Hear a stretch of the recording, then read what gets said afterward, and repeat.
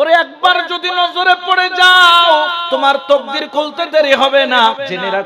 জেনে রাখো হিন্দুস্তানের জমিনে একজন আশেক ছিল। আশেক কারা আশেক জানো? আমার গৌসে পাকের আশেক। কিন্তু সে ধর্মের মধ্যে ছিল হিন্দু ব্রাহ্মণ জাত। ব্রাহ্মণ মানে বুঝো না বনর কি থাকে ফইতে হ না কি থাকে। হিন্দু ধর্মের মধ্যে ব্রাহ্মণের স্থান হচ্ছে উপরে বলেন না ব্রাহ্মণের স্থান। সে ব্রাহ্মণ কিন্তু সে আমার গৌসে পাকের আশেক। সে গোপনে গোপনে প্রত্যেক মাসের 11 তারিখ গিয়ারবি শরীফ হয় না? গৌসে পাকের মোহাব্বতে সবাই কি করে? গিয়ারবি শরীফ করে না? তৎকালীন সময়ে 11টি শিখ বা 11টি সেই শিখের দানা গৌসে পাকের মাহফিলে এইরকম মুসলমানের হাত দিয়ে পাঠাইতো। কারণ হিন্দু দিচ্ছে এটা বললে তো অনেকে কি করবে, নিবে না। এই জন্য একজন মুসলমানের হাত দিয়ে পাঠাইতো। প্রত্যেক মাসে মাসে 11টা শিখি বা 11টা টাকা গৌসে পাকের মাহফিলের জন্য ব্যয় করতেন। সুবহানাল্লাহ। হিন্দুদের একটা রীতিনীতি আছে। রীতিনীতি কি? যখন তারা মনে করে যদি মৌতটা যদি তুলসী গাছের গোড়ায় হয় তাহলে এটা কোথায় যাবে? সোজা স্বর্গে যাবে। কোথায় যাবে? কারণ এরা তুলসী গাছকে কি করে? বেশি মানে, বেশি সম্মান করে। এখন মাঘ মাসের শীত কম না বেশি? এখন এই ব্রাহ্মণের মতের টাইম আসলো মাঘ মাসে। এখন ঘরের ছেলে বিবি সবাই মিলে তার খাটটা আইনা বাইরে তুলসী গাছের গোড়ায় রাখলো, যাতে ওনার আব্বা কোথায় যায়? স্বর্গে। বলেন না কোথায়? নইলে আবার ফেরত হইলে হড়াইম করিব না, না দুনিয়া নইলে আবার হড়াইম করিব দুনিয়া। তাই এটা তাদের ধর্মের নিয়ম, আমরা সেটাকে কটাক্ষ করব না। এটা তাদের ধর্মীয় রীতি। আমাদের পুনর্জন্ম হবে, হ্যাঁ হবে। কোথায়? কিয়ামতের ময়দানে। এখন তারা হচ্ছে বারবার দুনিয়াতে আসবে যতদিন পর্যন্ত সে ভালো কর্ম করে, সে যতদিন পর্যন্ত মুক্তি পায় নাই, তার রূহ যতদিন মুক্তি পাবে না সে স্বর্গে যাবে না। স্বর্গে যাওয়ার একটা সরাসরি মাধ্যম হলো তুলসী গাছের কুড়ায় যদি মতের টাইমে যদি মরতে পারে, এদের কপাল কি যাবে। এখন মাঘ মাসের এই তো 3টা বাজে, শীত কমে গিয়ে না বাড়ি গিয়ে দেয় কম্বলত তলত কেউ বাইরে বনে ও বাইরে বনে বাইন ইবেরে নিয়ে রে কম্বল টম্বল ইবের গদিশরী বুদ্ধ মানে খন্নান সৈরুদ্ধ নিয়ে তুলসী গাছের গোড়া। এখন বহুয়া বেকম মন খারাপ বাদ দিয়ে কম্বল সিবে দিয়ে বই থেকে এখন ফুতুর জায়গা ফুট গুম গিয়ে গুই এটা বহু জায়গার গুম গিয়ে খবর সকালবেলা দেখে ওই ব্রাহ্মণ মরে কি হয়ে গেছে, শক্ত হয়ে গেছে। সবাই বলেন আমার পিতা স্বর্গে গিয়েছে। এখন পিতাদের ঠান্ডায় গিয়ে গুয়ে এখনো তার হইবে সুযোগ। এখন সবাই তাকে যখন পোড়া দিতে নেয়, পোড়া দিতে যখন নিয়ে যায়, নেওয়ার সময় তাকে আগুনের মধ্যে মুখ আগ্নে করলো, পোড়া দেয়। কিন্তু আগুন জ্বলে, কিন্তু তার শরীরটা, তাদের একটা ধারণা আছে আগুন যাকে জ্বালাইতে পারে না ওই ব্যক্তি দেবতা। ওই ব্যক্তি কি? এখন দেবতাকে দেবতার কাছে দিয়ে দেয়। তাদের একটা নদী আছে, এটাকে বলে তারা মা গঙ্গা।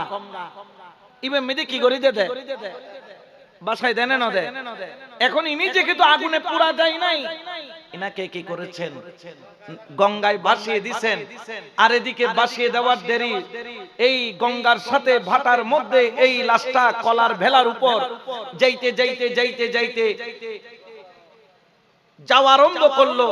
হযরত বুরহানুদ্দিন নামের একজন মসজিদের ইমাম ছিল। উনি গৌসে পাকের খাদেম ছিল। বেলায়েতের খজিনার একটি অংশ ওনার কাছে জমা ছিল। সুবহানাল্লাহ বলেন। ডাক দিয়ে বললেন আমার গৌসে পাক, ও ফুত বুরহানুদ্দিন, তুই গুম না যাইও, তাড়াতাড়ি উড়ো, নদীর কিনারে যাও। আমার একটা আশেকের লাশ ভেসে যাচ্ছে, তার গোসল দিয়ে তাকে কাফন দিয়ে দাফনের ব্যবস্থা করো। সুবহানাল্লাহ বলেন। এখন স্বপ্নের মধ্যে হেদ কি দিছে? দৌড় দিছে কিসে? স্বপ্নের ভিতরে দৌড় দিয়া দেখে নদীর ঘাটে কলার ভেলার উপর একটা হিন্দুর ওই যে হলুদ একটা মন্ত্র লেখাওয়ালা একটা কাপড় দিয়ে চাপানো। কয় বাবা জান এটা কার কাছে নিয়ে আসছেন? হেতে তো ব্রাহ্মণ। এখন হেতের যে গোসল দিয়ে জানাজা দিব, মানুষে যদি কয় হেডারে জানাজা দিচ্ছ, তুমি কেডা? এখন আমি কি করবো? তখন গৌসে পাক বললেন, ও বুরহানুদ্দিন, তুমি মানুষকে বলবা এটার উত্তর তোমার দেওয়া লাগবে না, এটার উত্তর ওই ব্যক্তি নিজেই দিবে। এটার উত্তর ওই ব্যক্তি নিজেই দিবে। এ কথা বলার পরে ঘুম ভেঙে গেল। ঘুম থেকে উঠে দৌড় দিল, দৌড় দিয়া দেখে স্বপ্নে যেরকম দেখছে বরাবর রাইতে 3টা বাজায় না একা গোসল দেওয়াইয়া কাফনের কাপড় পরাইয়া ফজরের নামাজের সময় এলান করে দিলেন, আজকে সকাল 10টা বাজে জানাজার নামাজ হবে। জানাজার নামাজ, সবাই জানাজার নামাজের মধ্যে চলে আসলো, কিন্তু সবার মাথার মধ্যে ঘুরতেছে এলাকাতে তো কেউ মারা যায় নাই, এখন জানাজার নামাজ হবে কার? মসজিদ কমিটির সভাপতি সেক্রেটারি ভিতরে ভিতরে হযরত বুরহানুদ্দিনকে খুব একটা পছন্দ করত না। মনে মনে যেই সন্দেহটা অন্তরের মধ্যে রেখেছিল, ওই সন্দেহ বরাবর লেগে গেল। বললেন, আমরা তো জানাজা পড়বো, আগে একটু চেহারাটা দেখান। হযরত বুরহানুদ্দিন বুঝতে পারলেন, এর যদি একবার চেহারা দেখায় তাহলে তার জানাজা হওয়া তো দূরের কথা, আমার জানাজায় হয়ে যাবে। দেরি করে নাই, বললেন আগে জানাজাটা পড়ে নেই, তারপর আমি চেহারা দেখাবো। যখন জানাজার নামাজ আদায় করলো, নাছরবান্দার সভাপতি বলেন, চেহারাটা একটু দেখান, চেহারাটা একটু দেখান। ওরে চেহারা খোলা দেরি, সভাপতি বরাবর চিনে ফেললে, এটা তো অমুকের পাশের গ্রামের ব্রাহ্মণ, তুমি ব্রাহ্মণের জানাজা পড়াইছো বুরহানুদ্দিন, এখন আমার মনে হয় তুমি নিজেও কোন হিন্দু সম্প্রদায়ের লোক। ওয়া বুরহানুদ্দিন, তোমার তো লুঙ্গি কুলি শেখ গরণ করিব, তোমার তো লুঙ্গি কুলি শেখ গরণ করিব, তুই ডানা জানাজা পড়াইবি। এলাকার মানুষ ক্ষিপ্ত, এটা কি করলো হুজুর, খতিব সাহেব এত বড় কাজ। হযরত বুরহানুদ্দিন হই ই খদ্দে পারা আই তো গে ইয়া উনরে বুঝাইবো খনে খদ্দা আর গৌসে পাকে দেখাই, খদ্দা গৌসে পাকে স্বপ্ন দেখাইলে কি জানাজা বরণ করিব না? বললেন, এটার উত্তর আমি দিব না, আমি দিব না। এটার উত্তর ওই যে যার জানাজা পড়েছি তিনি নিজে এটার উত্তর দিবেন, উত্তর দিবেন, উত্তর দিবেন। বড় করে বলেন সুবহানাল্লাহ। সেক্রেটারি হদে আর খতিব সাহেব হুজুরের মাথার স্ক্রু মনে কি হই ইতের জানাজা পড়িবেলা, ইতে বলে কি দিব দে। তো সেক্রেটারি সভাপতির যে তহর সভাপতি কত দমলো, এইবার সুযোগ পায় দিয়ে খতিব সাহেব আজকাই দিবের মতো সুযোগ এবার হতে ইতে ইবে যত হর একখানা ফুসর গান লই লই ইবে তো হইতো না, হতা যতন হইবে এত খতিব সাহেবের ভিডিও দি কি চলিব। যাইয়া মুদ্দরকে ডাক দিলেন, ওয়া বনাই সাহেব অন জানাজা পড়িলাম দিবে, হদ বলন উত্তর দিবেন, কিল্লে উত্তর দিবেন, একখানা তাড়াতাড়ি উত্তর গান দন নদিলে আনইলে হুজুরের অবস্থা কেরোসিন হইব। এন খন দেরি দেখে দে জানাজার খাফনের ভিতরে দেখ হইবে লরের, আস্তে করে চোখ দুও খুলি কেল পর্যন্ত খরগান বড়িয়ে রে খাড়ত মধ্যে বই গিয়ে গেছে। সুবহানাল্লাহ।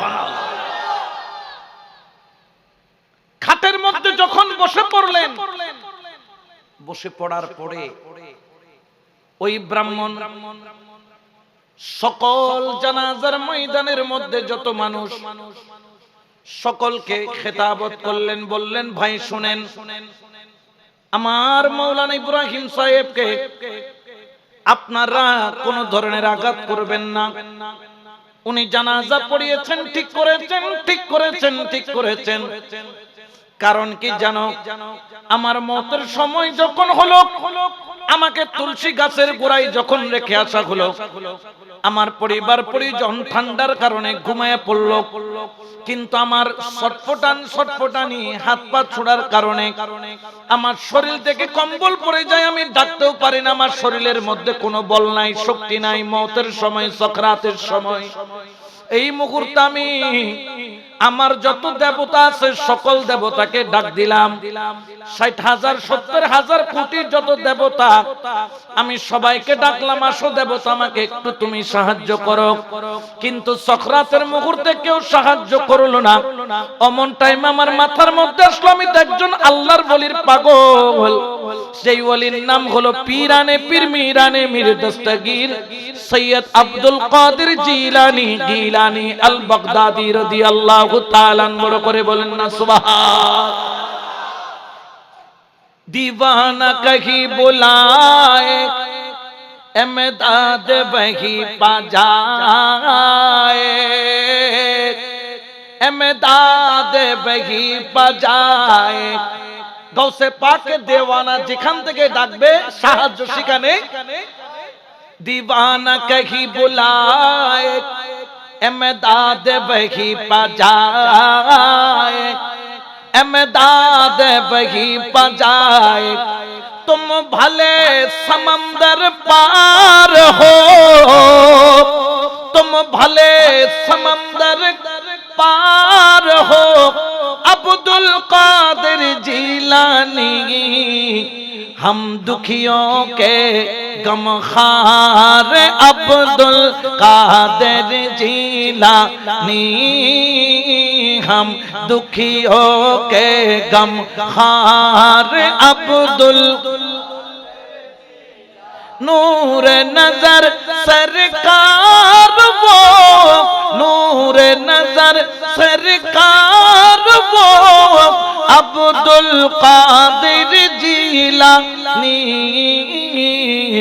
हम दुखियों के गमखार अब्दुल कादिर सुबहानाल्लाह বলেন না ওই ব্যক্তি বললেন আমি হাজার হাজার দেবতাকে ডাকলাম কোন দেবতা আমাকে সাড়া দিল না হঠাৎ করে খেয়াল পড়লো গিয়ারবি শরীফ আমি 11টা শিক্ষি দান করতাম ওই পীরানে পীরের কথা অন্তর থেকে ডাক দিলাম আল মাদদ ইয়া গাউসে আজম দস্তগীর সুবহানাল্লাহ ওরে ডাক দেওয়ার দেরি আমার গাউসে পাক আমি ব্রাহ্মণের সামনে আসতে দেরি করলো না মুস্কি হেসে বলে ওরে ব্রাহ্মণ তুই যে প্রত্যেক মাসে গোপনে গোপনে আমার মহব্বতে 11 শরীফের মধ্যে দান করতি কেউ দেখুক আর না দেখুক আমি গাউসে পাক আমার বেলায়েতের নজর দিয়ে দেখতাম কারণ কুনতু সামাউল্লাযী ইয়াসমাউ বিহি আমার কানের সাথে আল্লাহর কুদরতি কানের কানেকশন ওয়া বসরাকুল্লাযী ইউবসিরু বিহি আমার চোখের সাথে আমার আল্লাহর কুদরতি চোখের কানেকশন ওয়া ইয়াদাইহুল্লাতী ইউতিশু বিহা আমার হাতের সাথে আল্লাহর কুদরতি হাতের কানেকশন ওয়া রিজলাহুল্লাতী ইয়ামশি বিহা আমার পায়ের সাথে আল্লাহর কুদরতি পায়ের কানেকশন তুই আমাকে ডাক দেওয়ার দেরি আল্লাহর দেওয়া পাওয়ার দিয়ে শুনতে দেরি করি নাই তুই আমাকে ডাক দেওয়ার দেরি আল্লাহর দেওয়া কুদরতি কদম কদমের পাওয়ার দিয়া সেকেন্ডের মধ্যে হিন্দুস্তানে আসতে দেরি করি নাই ও আসে কেন ডাক দিলি বল ওই হিন্দু ওই ব্রাহ্মণ চোখের পানি ছেড়ে বলেন আই গাউসে পাক 70,000 60,000 60 কোটি দেবতাকে ডাকলাম কেউ তো আসলো না তুমি কেন আসলা বলে তুমি মোহাব্বত দিয়ে ডাক দিয়েছো আমি কেন আসবো না কেন ডেকেছো বলো বলে ও আব্দুল কাদের জিলানী আমার সকরাতের যন্ত্রণাটা বেড়ে গেছে আমার সহ্য হচ্ছে না আমার যেন মনে হয় আমার লোমের গোড়ায় গোড়ায় প্রত্যেক লোমের গোড়ায় গোড়ায় কেউ 10 ইঞ্চি পেরাক মারতেছে যেন প্রত্যেক লোমের গোড়ায় কোটি কোটি পেরাক একসাথে মারলে মানুষ যেভাবে যন্ত্রণায় ছটফট করে আমিও ছটফট করতেছি আমার ছটফটানি একটু বন্ধ করে দেন আমার গাউসে পাক বলেন ছটফটানি বন্ধ হবে একবার আমার জবানে বলো লা ইলাহা ইল্লাল্লাহ মুহাম্মাদুর রাসূলুল্লাহ সাল্লাল্লাহু আলাইহি ওয়াসাল্লাম উচ্চ আওয়াজে বলেন না সুবহানাল্লাহ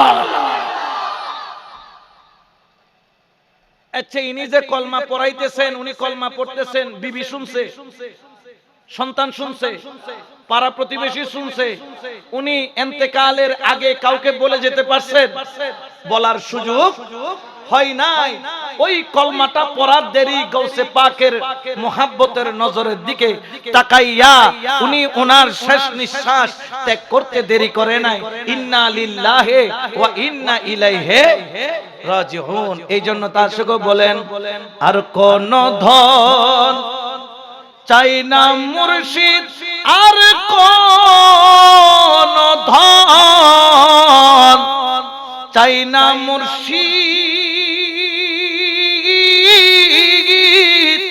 যাইতে আমায় সঙ্গে নিও হাইরে যাইতে আমায় সঙ্গে নিও ঠিক না হাইরে বাজারের রোগ কি না মার্কিন আমার অঙ্গে না জরায় আমার মুর্শিদনের সিরা কাপড় মাওলা ধনের সিরা কাপড় অঙ্গেতে মোর জরাইয়া দিও যাইতে আমায় সঙ্গে ঠিক কি না হায়রে ওয়াহাবি লবি দিয়া জানাজা মোর না পড়ায় সুলতানপুরীর পাগল পাইলে মুর্শিদ কেবলের পাগল পাইলে জানাজা মোর পড়াইয়া দিও যাইতে আমায় গাউসে পাক সঙ্গে নেওয়ার ক্ষমতা আছে না নাই মারা গিয়েছে জানাজা হবে না আগুন পোড়াইতেছে আগুন রে বলে এটা আমার গোলাম আগুন সাবধান হয়ে যা আগুন বলেন ইব্রাহিম আলাইহিস সালামকে আগুনে নিক্ষেপ করেছিল নমরুদ আমি সেই আগুন ফুল বাগান হয়ে গেছি কেন ফুল বাগান হইছি নূরে মুহাম্মদী ওই ইব্রাহিম আলাইহিস সালামের কপালে ছিল এখনো ইসমাইল নবীর কাছে ট্রান্সফার হয় নাই এই জন্য আগুন ঠান্ডা হয়ে গেছে ওই নবীর নূর আপনার কপালে আছে নবুয়তের দরজা বন্ধ কিন্তু বেলায়েতের দরজা খোলা ওগো আব্দুল কাদের জিলানী ওই নূরের তাসির আপনার আশিক পেয়েছে দুনিয়া জ্বালাবো কিন্তু তোর পাগলকে জ্বালাবো না বড় করে বলে সুবহানাল্লাহ আগুনও কথা শুনে কি শুনে না উনানা ডইলে ব্যক্তি হইলি নূর হতা আর কি নুনে কারা খোদার কথা নুনি দেই আগুনও আরার কথা নুনের খনা আগুনও আরার কথা ওনারা শফি বাবার নাম হইন না মুজিব বাবার নাম হইন না এতে মুজিব বাবা ইয়াং আছে এক জায়গার মধ্যে মাহফিলত গিয়ে দে এতে শফি বাবা হায়াতত মাহফিলত গিয়ে দে একদিনে বাতে লক্কলে কেন যে হামের গে দোয়ানত লোয়া কেন গরম করি আনে হদ্দ তুই বলে পিসাব লোয়াইন কি করো ধরো তুমি বলে বাজান দরিত কেন হইতে তো এতে ওই যে এত লম্বা লম্বা সেলফোন কত নু আছে টেলিফোন বিদেশত কথা কইলে 1 মিনিট 100 টাকা লইতো দে বেহাই গুন্ডরে ফোন দি আওয়াজ আনি তারা আর হদ্দ ইল্লে দরিবা লাহন কেন কইতাম তো শফি বাবা হদ্দ ফুট দরি হলো আগুনও আর গৌসুল আজম মাইজবান্ডারের গোলামি করে ইবো দরি ন করে মুর্শিদ মুজি সাত করে দরি বেলে ই লোয়া টান দগি কিন্তু আতন মিজুকো ফসকাও না করে কারণ ইতার আল্লাহ মদিনা ওয়ালা আল্লাহ কি আছে খাজা বাবা হিন্দুর ফুয়ালয়ের আগুন চাপ দিয়ে দেয় খাজা বাবার ফসম ফুরিদ না পারে খাজা বাবার জারাত বাজি আছিল ইবের ফসম ফুরিদ না পারে কারণ কি নিগাহে वली में ये तासीर देखी बदलती हजारों की तकदीर देखी सला दुनिया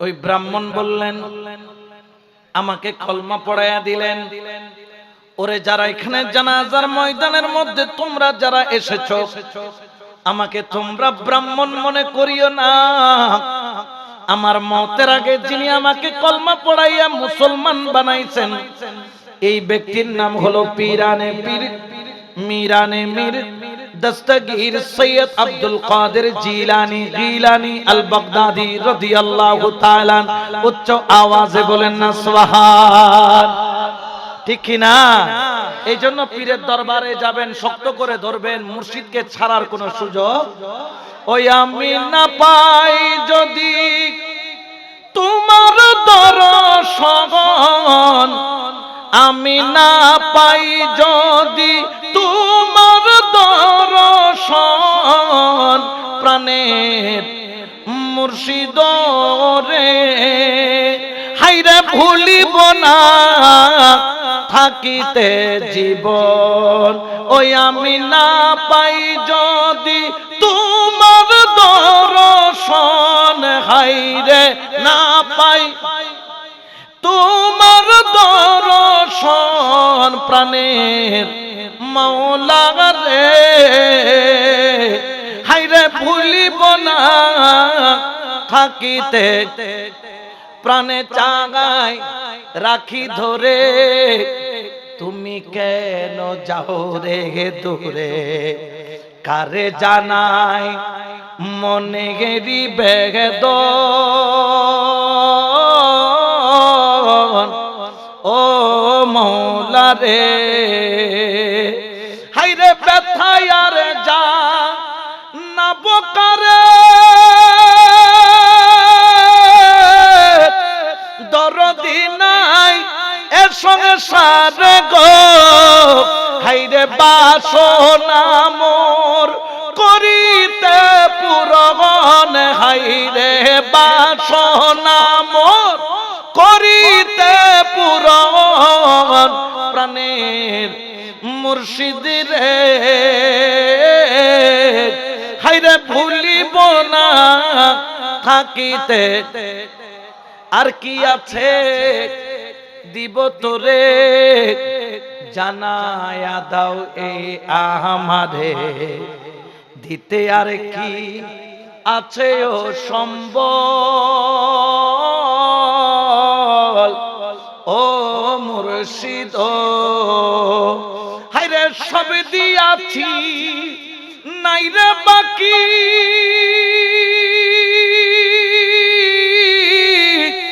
মুর্শিদ তোরে দেখতে রাখছি দুটি আঁখি গো, হায়রে সব দিয়াছি নাই রে বাকি,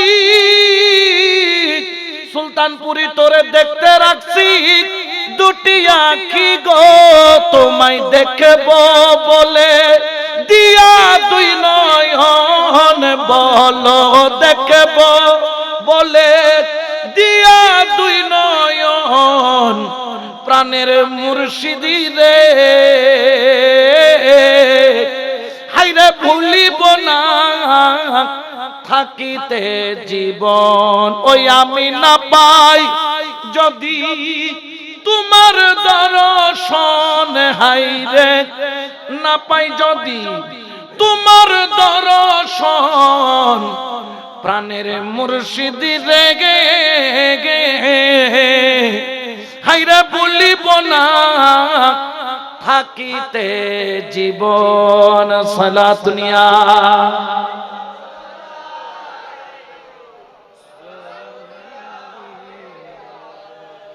মতের সময় গৌসে পাক আসতে পারে কি পারে না, রসুলে পাক আসতে পারে কি পারে না, মুর্শিদ কেবলা আসতে পারে কি পারে না, তো যার মতের সময় মুর্শিদ চলে আসে, রসুল চলে আসে, মাওলা চলে আসে, তার জবানে কলমা নসিব হয় কি হয় না, আর যার জবানে কলমা নসিব হয় খুদার কসম মওতের আগে মওতের সময় যার জবানে কলমা নসিব হবে সে যত বড়ই পাপী হোক না কেন তার ঠিকানা হবে জান্নাতে। বড় করে বলো সুবহানাল্লাহ, ঠিক কি না?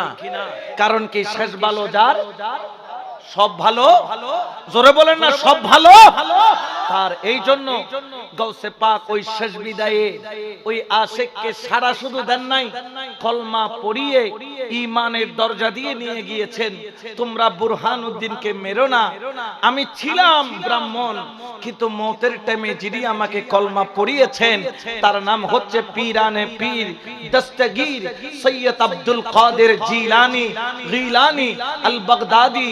আমি মুসলমান হয়ে ইন্তেকাল করেছি, কলমা পড়ে ইন্তেকাল করেছি, ঈমানের দরজা দিয়ে গিয়েছি। বড় করে বলেন না সুবহানাল্লাহ। তাহলে ওই ব্যক্তি দুর্ভাগ্যবান না ভাগ্যবান? তো আমরাও সেই ভাগ্য পেতে চাই কি চাই না? এই জন্য আমার আল্লাহ পবিত্র কোরআনে বলেন ওয়াবতাগু ইলাইহি ওয়াসিলা। ওই ভাগ্যবান যদি তুমি হতে চাও আমি আল্লাহর দরবারে তুমি ওসিলা তালাশ করো, মাধ্যম তালাশ করো, কামেল মুর্শিদ তালাশ করো। মুর্শিদ কেবলাকে তালাশ করো। জেনে রাখো আয়না ছাড়া যেরকম নিজের চেহারা দেখা যায় না, আয়না ছাড়া যেরকম নিজের চেহারার দাগগুলা দেখা যায় না, আয়না ছাড়া নিজের সূরত যেভাবে দেখা যায় না, আয়না ছাড়া নিজের চেহারা যেভাবে দেখা যায় না, মুর্শিদ নামের আয়না ছাড়া মদিনাওয়ালা নামের সূরত দেখা যায় না। ঠিক কি না? এই জন্য দরবারীরাও বলে মদিনার গোলামি আমায় দে ও হযরত, মদিনার গোলামি আমায় দে, মদিনার গোলামি আমায় দে ও বাবা জান, মদিনার গোলামি। সোনা চাঁদি রূপা চাই না,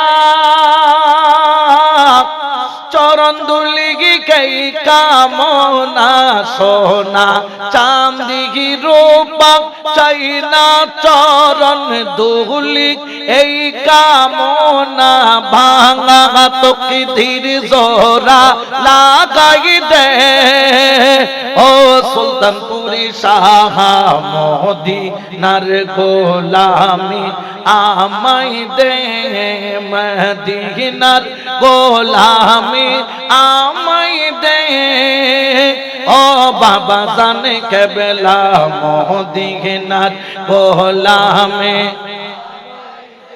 বেলায়েতের গভর্নরি